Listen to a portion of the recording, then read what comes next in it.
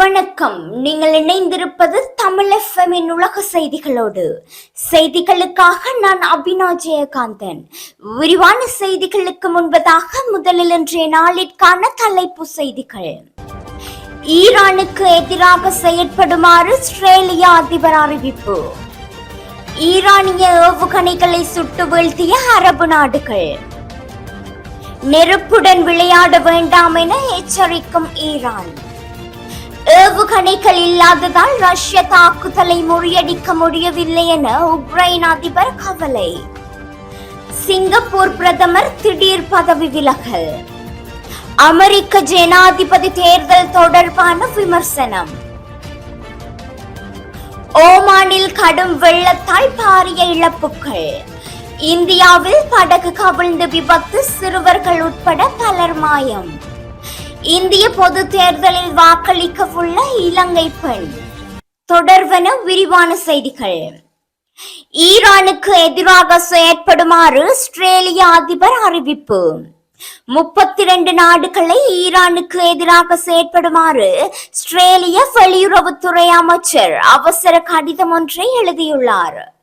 இக்கடிதத்தின்படி ஈரானினுடைய revolution card ஒரு பயங்கரவாத அமைப்பு என்று பிரகடனப்படுத்தப்பட வேண்டும் என்றும் ஈரானை தலை நிமிர விடாமல் தொடர் அழுத்தங்களை வழங்க வேண்டும் என்றும் ஈரானை வீழ்த்தும் நடவடிக்கைகளை தொடர்ந்து இணைந்து முன்னெடுக்க வேண்டும் என்றும் ஈரானை வீழ்த்துவதற்கான பேரணி ஒன்றை அனைவரும் இணைய வேண்டும் என்றும் இக்கடிதத்தின் மூலம் தெரிவிக்கப்பட்டுள்ளன. மேலும் ஈரானுக்கு எதிராக ஐரோப்பிய ஒன்றியம் தடைகளை விதித்திருப்பதாகவும் தெரிவிக்கப்படுகின்றது. ஈரானிய ஏவுகணைகளை சுட்டு வீழ்த்திய அரபு நாடுகள். ஈரானிய ஆளற்ற விமானங்கள் மற்றும் ஏவுகணைகளை சுட்டு வீழ்த்தியதாக குறிப்பிடப்படுகின்றது. இஸ்ரேல் மீதான ஈரானிய தாக்குதலை முறியடித்த கூட்டணியில் முக்கிய பங்கு வகித்துள்ள இஸ்ரேலிய அரபு நாடுகள் ஈரானின் தாக்குதல் திட்டங்கள் மற்றும் நிகழ்நேர கண்காணிப்புகள் பற்றிய முக்கிய உளவுத்துறை தகவல்களை வழங்கியுள்ளதாகவும் தெரிவிக்கப்படுகின்றது. நெருப்புடன் விளையாட வேண்டாம் என எச்சரிக்கும் ஈரான். ஈரானின் தாக்குதலுக்கு இஸ்ரேல் பதிலடி கொடுக்க தயாராகி வருவதாக கூறப்பட்டு வரும் நிலையில் எதற்கும் தயாராகவே இருப்பதாக ஈரானும் கூறியுள்ளதால் அங்கு பதற்றமான சூழல் ஏற்பட்டுள்ளது. மத்திய கிழக்கு பகுதியில் ஏற்கனவே இஸ்ரேல் ஹமாஸ் போர் நடக்கும் நிலையில் இப்போது மற்றொரு பதற்றமான சூழல் உருவாகி வருவதாகவும் இஸ்ரேல் ஈரானிடையே தொடர்ந்து பதற்றம் அதிகரித்து வருவதாகவும் தெரிவிக்கப்படுகின்றது. இஸ்ரேல் மீது ஈரான் சரமாரியாக ஏவுகணை தாக்குதல் நடத்தியதாகவும் இது சர்வதேச அளவில் மிகப்பெரிய அளவில் பதற்றத்தை ஏற்படுத்தியதாகவும் இந்த தாக்குதலை இஸ்ரேல் சமாளித்து விட்டதாகவும் பெரிய அளவில் சேதம் இல்லை என்ற போதிலும் இது புவிசார் அரசியலில் குழப்பத்தை ஏற்படுத்தியுள்ளதாகவும் தெரிவிக்கப்படுகின்றது.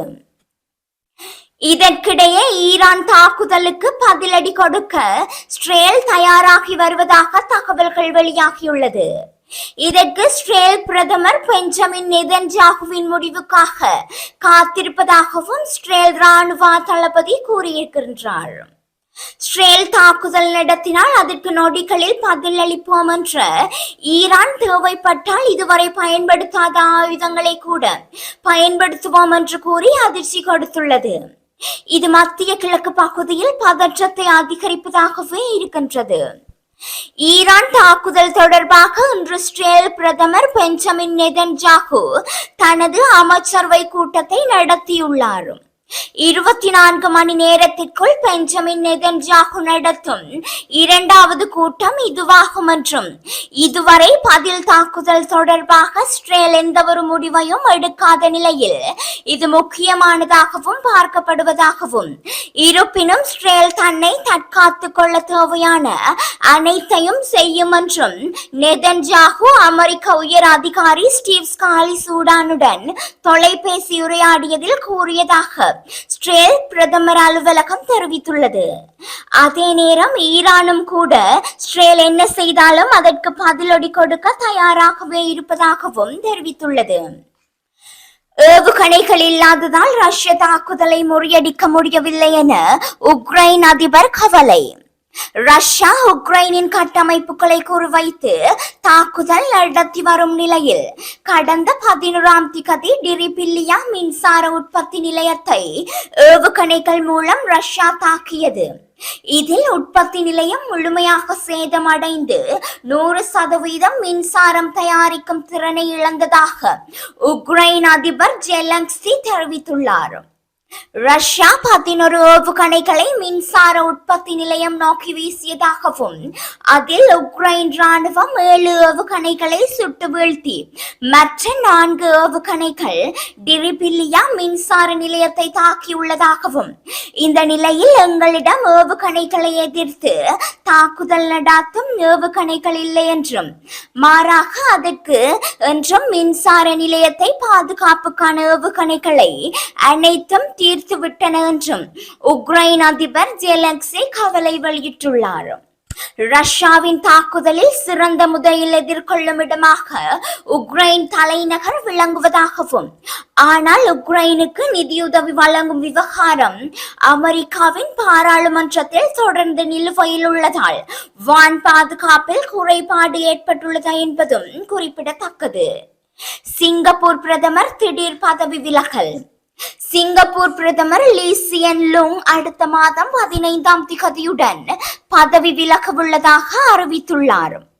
நாட்டின் 3வது பிரதமரான இவர் கடந்த 2004 முதல் மக்கள் செயல் கட்சியின் பொதுச் செயலாளராகவும் இருந்து வருகின்றார் என்றும், சமீப காலமாக இந்த கட்சியின் அமைச்சர்கள் மற்றும் எம்பிக்கள் மீது ஊழல் குற்றச்சாட்டுகள் சுமத்தப்பட்ட நிலையில் இந்த விவகாரம் தொடர்பாக பிரதமர் லீ சியன் அடுத்த மாதம் தனது பதவியை ராஜினாமா செய்வதாக அறிவித்துள்ளார்.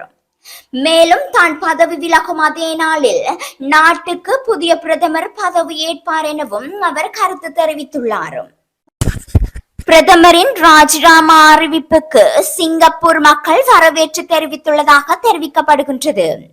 அமெரிக்க ஜனாதிபதி தேர்தல் தொடர்பான விமர்சனம். எதிர்வரும் அமெரிக்க ஜனாதிபதி தேர்தலில் முன்னாள் ஜனாதிபதி டொனால்ட் ட்ரம்ப் வெற்றி பெற வேண்டும் என பிரித்தானிய முன்னாள் பிரதமர் லிஸ் ட்ரஸ் தெரிவித்துள்ளார். வெள்ளை மாளிகையில் ட்ரம்ப் இருக்கிறார் என்பதே உலகம் பாதுகாப்பானது என்று அர்த்தம் எனவும் அவர் கூறியுள்ள நிலையில், பிரித்தானியாவில் மிக குறுகிய காலம் பிரதமராக பதவி வகித்த ட்ரஸ் மோதல்களால் உலகம் மிகவும் ஆபத்தான நிலையில் இருப்பதாகவும், முன்பை விட இப்போது வலுவான அமெரிக்கா தேவைப்படுவதாகவும் தெரிவித்துள்ளார். எதிர்வரும் நவம்பரில் நடைபெறவுள்ள அமெரிக்க ஜனாதிபதி தேர்தலில் குடியரசுக் கட்சியின் வேட்பாளராக ட்ரம்ப் முன்னிலையில் உள்ளார் என்பதும் குறிப்பிடத்தக்கது. ஓமானில் கடும் வெள்ளத்தால் பாரிய இழப்புகள். ஓமானில் ஞாயிற்றுக்கிழமை முதல் பெய்த கனமழையால் ஏற்பட்ட அனர்த்தம் காரணமாக 17 பேர் உயிரிழந்துள்ளதாக வெளிநாட்டு ஊடகங்கள் தெரிவிக்கின்றன. இதற்கிடையில் ஓமானின் பல பகுதிகளில் உள்ள பாடசாலைகள் மற்றும் அரசு நிறுவனங்களை மூடவும் ஓமான் அரசு முடிவு செய்துள்ளது. கடும் வெள்ளம் காரணமாக இந்த முடிவு எடுக்கப்பட்டுள்ளதாக வெளிநாட்டு ஊடகங்கள் தகவல்கள் தெரிவிக்கின்றன. தற்போது பல பகுதிகளில் மீட்பு பணிகள் தொடங்கியுள்ளதாகவும், மேலும் அடுத்த சில தினங்களில் நாட்டின் பல பகுதிகளில் கடும் மழை பெய்யும் எனவும் எதிர்பார்க்கப்படுவதாக வெளிநாட்டு ஊடகங்கள் தகவல் தெரிவிக்கின்றது. இந்தியாவில் படகு கவிழ்ந்த விபத்து, சிறுவர்கள் உட்பட பலர் மாயம். இந்தியாவின் ஜம்மு காஷ்மீர் மாநிலம் ஸ்ரீநகரின் கந்தர்பால் பகுதியில் உள்ள ஜீலம் ஆற்றில் படகு கவிழ்ந்து விபத்துக்குள்ளானதில் சிறுவர்கள் உட்பட பலர் காணாமல் போயுள்ளதாக அந்நாட்டு அதிகாரிகள் தகவல்கள் தெரிவித்துள்ளனர். குறித்த படகில் சிறார்களும் உள்ளூர் வாசிகளும் கந்தர்பாலில் இருந்து பத்வாரா வரை பயணித்த போது இந்த விபத்து இடம்பெற்றுள்ளதாகவும், மீட்பு பணிகள் ஆரம்பிக்கப்பட்ட நிலையில் மாநில பேரிடர் மீட்பு படையினர் வரவழைக்கப்பட்டுள்ளதாகவும் இந்திய ஊடகங்கள் செய்தி வெளியிட்டுள்ளன. ஜம்மு காஷ்மீர் மாநிலத்தில் கடந்த சில நாட்களாக பெய்து வரும் தொடர் மழையால் ஜீலம் உட்பட பல நீர்நிலைகளின் நீர்மட்டம் உயர்ந்துள்ளமை குறிப்பிடத்தக்கது. இந்திய பொது தேர்தலில் வாக்களிக்கவுள்ள இலங்கை பெண். இந்தியாவில் அகதிகள் முகாமில் உள்ள இலங்கை பெண்ணொருவருக்கு நீண்ட சட்ட போராட்டத்தின் பின் இந்திய மக்களவை தேர்தலில் வாக்களிக்கும் உரிமை வழங்கப்பட்டுள்ளது. 38 வயதான நளினி கிருபாகரன் தனது கனவு நனவாகி இருப்பதாகவும் இப்போதுதான் ஒரு குறித்த இந்தியன் என்பதை உறுதி செய்துள்ளதாகவும் மகிழ்ச்சியுடன் கூறியுள்ளார். தமிழகத்தின் திருச்சி மாவட்டத்தில் கோட்டப்பட்டு பகுதியில் அமைந்துள்ள இலங்கை தமிழர்களின் மறுவாழ்வு முகாமில் தங்கியிருக்கும் நளினி கிருபாகரன் கடந்த 1986ஆம் ஆண்டு ராமேஸ்வரத்தில் உள்ள மண்டபம் முகாமில் பிறந்துள்ளார் என்றும் இந்த வார தொடக்கத்தில் நளினிக்கு வாக்காளர் அடையாள அட்டை கிடைத்ததாகவும் இந்த உரிமை தன்னுடன் முகாமில் தங்கியிருக்கும் அனைவருக்கும் கிடைக்க வேண்டும் எனவும் இந்தியாவில் பிறந்த தனது 2 பிள்ளைகளுக்கும் இந்திய குடியுரிமை பெறுவதற்காக போராடி கொண்டிருப்பதாகவும் அவர் மேலும் கருத்து தெரிவித்துள்ளார். உலக செய்திகளோடு தமிழ் FM-க்கான இன்றைய செய்திகள் நிறைவடைகின்றன. வணக்கம்.